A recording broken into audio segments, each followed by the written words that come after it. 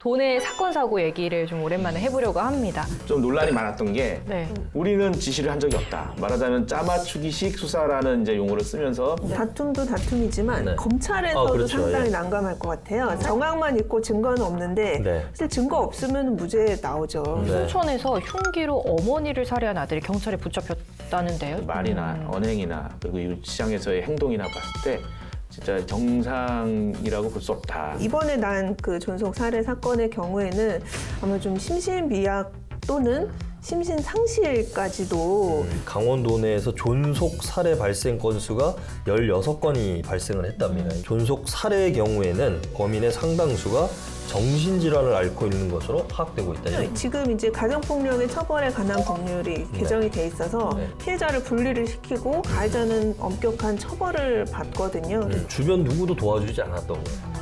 그 가족만의 일로 치부가 되다 보니까 누군가는 나서서 아니면 지자체나 아니면 지역 사회에서 치료를 받게 했으면 이런 사고들을 좀 막을 수 있지 않을까. 코로나가 점점 심해지니까 그런 사각지대도 더 많이 나오게 그렇죠. 되는 것 같아요. 뭐 노인 학대라던가 네. 뭐 이런 부분들이 좀 많이 발생하고 있는데 저희도 그만큼 좀 잘 지켜봐야 될 것 네. 같습니다.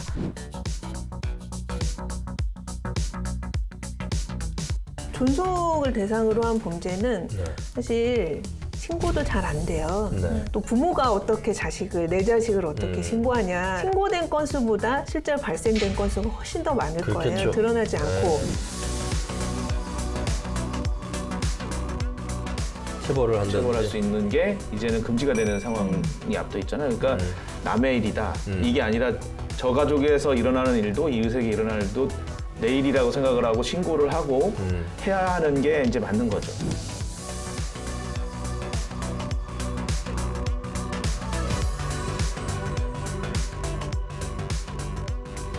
네, 어디에서도 들을 수 없는 취재 뒷이야기 강원 기자회견의 문이 열렸습니다. 좀 오랜만에 정별린 변호사님 뵙게 되네요. 네, 저 항상 왜 이렇게 오랜만에 그러니까요, 항상. 네. 요즘 좀 법정 분위기는 네. 어때요? 요즘에 춘천 법원이 상당히 긴장감이 감돌아요. 지난 11월 9일에도 경매 법정에 확진자가 다녀가서 그래서 102호 법정 다 소독하고 그 근처에 법정 근처에 또 등기과가 있어서 등기과 직원분을 다 검사받고 하셨다고 하더라고요. 근데 법원을 폐쇄한 건 아니었고 그날 또 그 춘천 법원 앞에 있는 효자동 우체국이 또 폐쇄를 했어요. 네. 그래서 셔터 다 내리고 이렇게 붙여놨는데 바로 저희 옆 사무실이거든요. 그래서 진짜 여기까지 왔거든요. 코앞까지 네. 온 정말 코로나 실감을 했고 또 오늘 이제 방송날 오늘 23일인데 오늘 또 춘천지방법원 또 재판도 거의 다 이제 휴정을 하고 다 연기시켰습니다. 아마 코로나 때문에 선제적으로 조치를 좀 취하는 것 같아요. 오늘 또 이제 강원도 법조계 쌍두마차 네, 정별린 변호사님과 임원 선배님 다 나오셔서 돈의 사건 사고 얘기를 좀 오랜만에 해보려고 합니다. 먼저 좀 벌써 지난 여름이에요. 네. 모두를 안타깝게 했던 그 의암호 선박 전복 사고 지금 얼마 전에 이제 경찰 수사 마무리됐죠. 좀 네. 설명해 주실까요? 경찰 3개월 만에 경찰 수사가 마무리돼서 이제 검찰의 사건이 이제 송치가 된 거죠. 네. 일단 결과적으로는 업무상 과실치사상 혐의로 춘천시청 관계자 6명 네. 그리고 업체 그러니까 인공수초성 관리업체, 제작관리업체 2명 해가지고 8명을 이제 검찰에 송치를 했습니다. 근데 이에 대해서는 좀 논란이 많았던 게 네. 이제 과실이 있느냐 여부에 대해서 가장 핵심적인 주제는 지시를 했느냐 여부였거든요. 네. 그러니까 그거를 그 인공수초섬을 떠내려가지 않게 지시를 했느냐 안 했느냐였는데 경찰은 그 지시 여부에 대해서 지시를 했는지 안 했는지를 진술을 받았거나 증거를 확보했거나 하진 않았어요. 못했어요. 그러니까 오로지 판단 근거는 당일날 오전 9시 12분께 업체 관계자와 춘천시청 관계자 현장에서 그 삼천동인데 그 현장에서 만나는 게 CCTV에 담겼고 그 직후에 그 직원이 보트를 내려서 움직이는 게 담겼으니 이거는 지시를 했다고 볼 수가 있다라고 일단 판단을 한 거고요. 그리고 만약에 지시를 하지 않았더라도 그거를 적극적으로 하지 못하도록 제지하지 않은 묵인의 책임이 있다라고 이렇게 판단을 하면서 말하자면 정황상 지시를 한 것으로 볼 수 있다라고 판단하면서 이제 과실 혐의를 인정을 있다고 보고 검찰에 송치를 한 거죠. 그러니까 이제 춘천시에서는 난리가 났죠. 우리는 지시를 한 적이 없다. 문자도 계속 보낸 거 그 수사 과정에서 진술 과정에 다 했고 증거도 있는데 그런 건 하나도 반영이 안 됐다. 이건 잘못된 것이다. 라고 이거는 말하자면 짜맞추기식 수사라는 이제 용어를 쓰면서 반발을 지금 심하게 하고 있고요. 그런데 또 정치권에서는 또 반응이 달라요.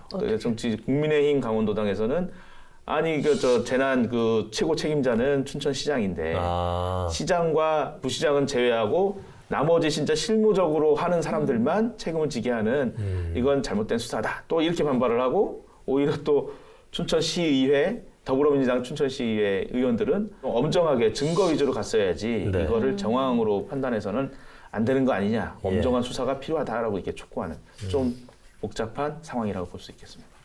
근데 일단은 어떤 행정 행위로서의 판단 문제하고 어떤 그 임명이 이 피해를 입은 부분에 대한 형사적인 책임을 묻는 건 좀 구분해서 봐야 되지 않을까. 그러니까 이제 이번에도 결국은 형사 책임을 이제 물은 거잖아요. 근데 여기에서 명확하게 지시를 했다는 내용은 없어요. 지시한 걸로 보이고 지시하지 않았다면 묵인한 걸로 보인다. 방조한 거다. 이런 내용이라서 이건 나중에 법정에 가서도 뭐 다툼이 좀 많이 있을 것 같아요. 일단 법정 다툼도 다툼이지만 검찰에서도 그렇죠. 상당히 난감할 것 같아요. 사실 경찰에서 검찰로 이제 사건을 송치할 때는 다 지휘 받아서 송치하거든요. 사실 이 사건에서 그렇게 정황만 있는데 증거는 없는 상태에서 검찰로 올렸단 말이에요. 검찰 입장에서도 그게 협의가 됐는지는 잘 모르겠어요.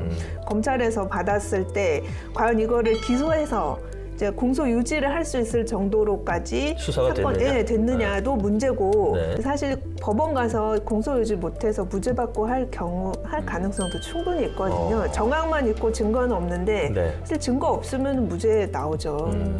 그래서 검찰에서 과연 이거를 다시 경찰로 내려보낼 것인지 아니면 본인들이 직접 다시 수사할 것인지 검찰이 좀 상당히 부담감이 커졌을 것 같습니다. 근데 결국은 이게 그 형사처벌 문제가 어떤 식으로든 이제 결론이 나야지 그 부분 이후에 어떤 피해 보상 문제라든지 민사적인 어떤 그런 부분까지도 결부가 다 돼 있는 거잖아요. 네, 그렇죠. 책임 있는 자에게 이제 민사 책임이 따라오는 건 당연한데 사실 이제 춘천시 입장에서도 모든 피해 입은 분들에게 먼저 이제 보상을 해주기로 했잖아요. 근데 그거를 다 구상을 할 것인지도 좀 일단 의문이고 이번에 혐의자로 피해자로 검찰로 송치된 분 중에는 이제 구조 활동 하신 분들 계시잖아요. 그렇죠. 사실 그분 입장에서는 굉장히 또 억울한 점도 있고 해서 이 형사 책임이 밝혀지면 민사 책임도 따르겠지만 구상권에 대해서도 상당히 이제 법적 공방이 치열하게 있을 것으로 예상이 됩니다.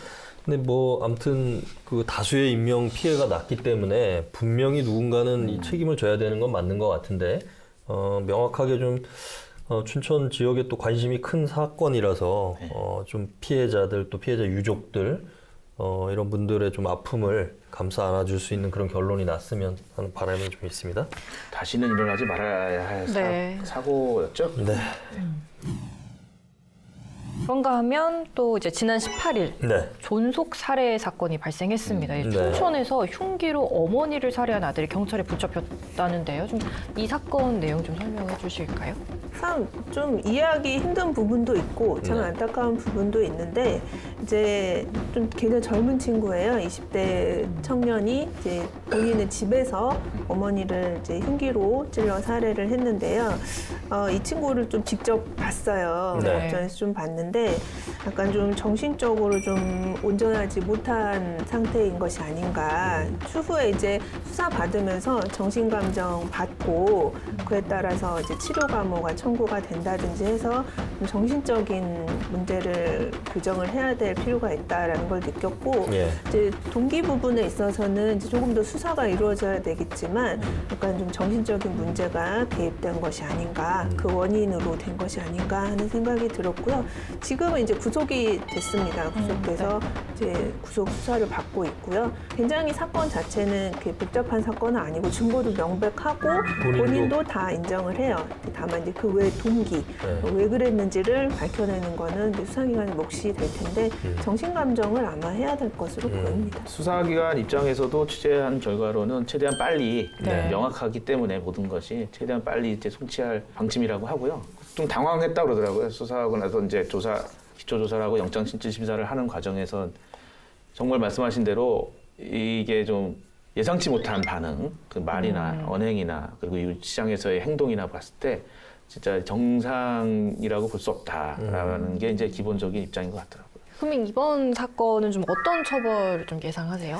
원래 이제 일반 살인 사건은 사형 무기 또는 5년 이상의 징역형 규정하고 있는데요. 존속의 경우에는 조금 가중 처벌합니다. 사형 무기 또는 7년 이상 징역형으로 규정을 하고 있는데요. 이 지금 이번에 난 그 존속 살해 사건의 경우에는 아마 좀 심신미약 또는 심신상실까지도 무슨 차이가 있어요? 심신미약은 이제 이분의 형을 감경을 해주고요. 심신상실은 처벌을 못해요.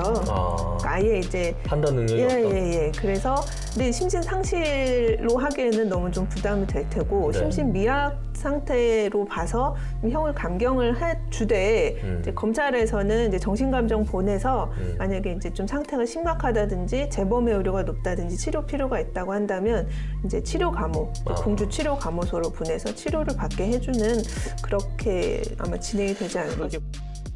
그 지난달에 MBC 강원 영동에서 그 강원도 내 존속 범죄가 얼마나 되나 이런 리포팅을 하나 했어요. 이웅 기자가 보도를 했는데 지난 2013년부터 지난해까지 강원도 내에서 존속 살해 발생 건수가 16건이 발생을 했답니다. 이게 한 해 평균 2.28건 정도 되는데 전국에서 이제 9번 정도 된다는 거예요. 이거하고 조금 결부시켜서 봐야 되는 게 자녀가 부모를 폭행하거나 감금, 협박하는 등의 다른 존속 범죄는 최근 3년간 강원도 내에서 281건이 발생을 했답니다. 전국에서 7번째로 많았다는 건데 일단 이 원인에 대해서 이웅 기자는 존속 범죄는 가정 불화와 문화적 차이 등이 원인으로 꼽히는데 존속 살해의 경우에는 범인의 상당수가 정신질환을 앓고 있는 것으로 파악되고 있다. 이렇게 이제 보도를 했습니다. 안타까운 내용들이지만 이런 것들이 계속 발생하고 있는데 우리가 알지 못하거나 모르는 채 넘어가는 경우가 많은 거 아닌가 이런 생각이 좀 들어요. 네. 사실 존속을 대상으로 한 범죄는 사실 신고도 잘 안 돼요. 이제 자녀한테 폭행을 당하는 이제 부모 입장에서 자녀를 신고하면 이제 체포가 되고 구속이 되고 재판을 받게 되면 또 본인의 생계를 유지하기도 어려운 부분도 있고 또 부모가 어떻게 내 자식을 어떻게 신고하냐라고 해서 이제 신고된 건수보다 실제로 발생된 건수가 훨씬 더 많을 그렇겠죠. 거예요. 드러나지 않고 특히 또 존속에 대한 범죄는 재판을 하더라도 합의가 잘 됩니다. 합의를 그냥 해주세요.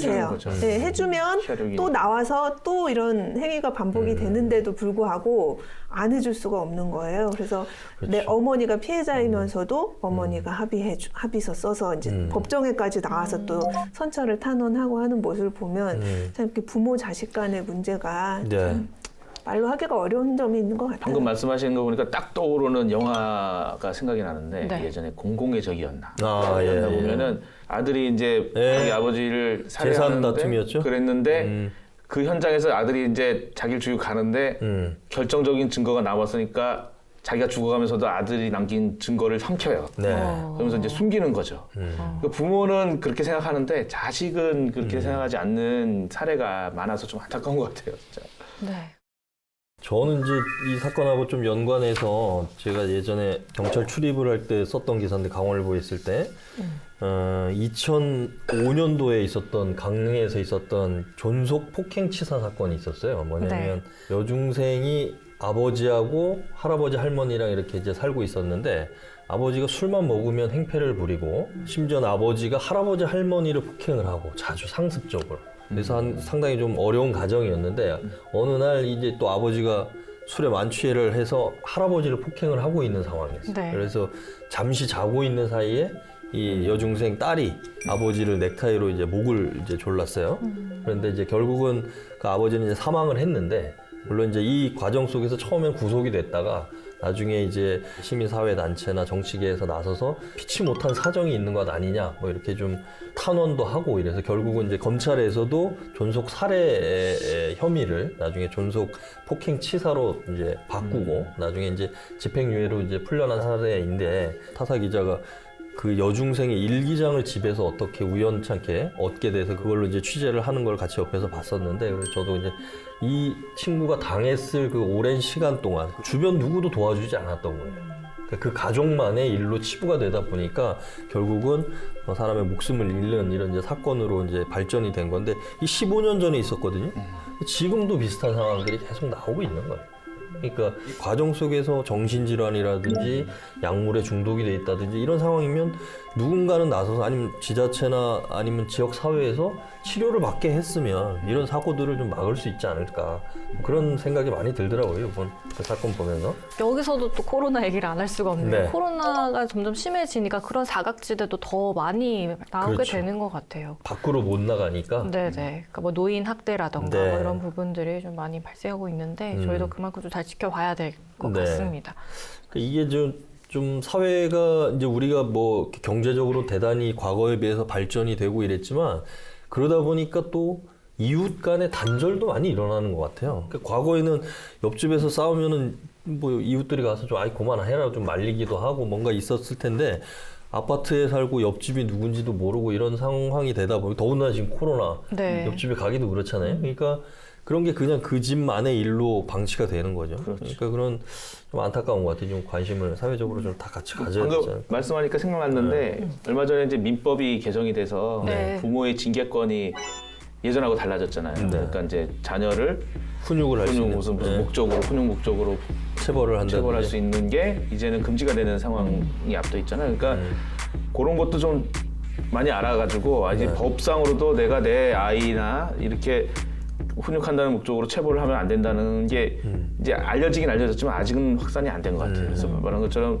남의 일이다. 이게 아니라 저 가족에서 일어나는 일도, 이웃에게 일어나는 일도 내 일이라고 생각을 하고 신고를 하고 해야 하는 게 이제 맞는 거죠. 그래야 이제 가족이 이 고가족의 하나의 일개 가족이 아니라 이 공동체가 다 가족이라는 그렇죠. 개념으로 접근을 해야만 되는 상황인 것 같아요. 그래서 과거에 그런 뭐 우리나라에서 유럽이나 저 미국이나 이런 데로 이민 가신 분들이 신고를 많이 당했다고요. 그렇죠. 자녀가 말 안 들어가지고 회초리 때렸는데 옆집에서 신고를 한 거예요, 경찰에. 그래서 아버지가 수갑차고 경찰에 뭐 이렇게 호송이 된다든지. 그런 사례 그게- 많았죠. 예, 이게 이제 외국에서는 부모라 하더라도 자녀를 체벌할 수 있는 권리를 인정하지 않고 이건 폭행으로 보기 때문에 거기서는 이제 그렇게 볼 수 있다는 거죠. 그러니까 우리도 그런 면에서 옆집이나 아니면 다른 사람이 됐더라도 과도한 이제 폭력이 행사된다 그러면 그건 좀 적극적으로 신고를 해서 좀 사건을 해결할 수 있는 방안으로 가는 게 낫지 않을까. 그럴 때는 반드시 신고자는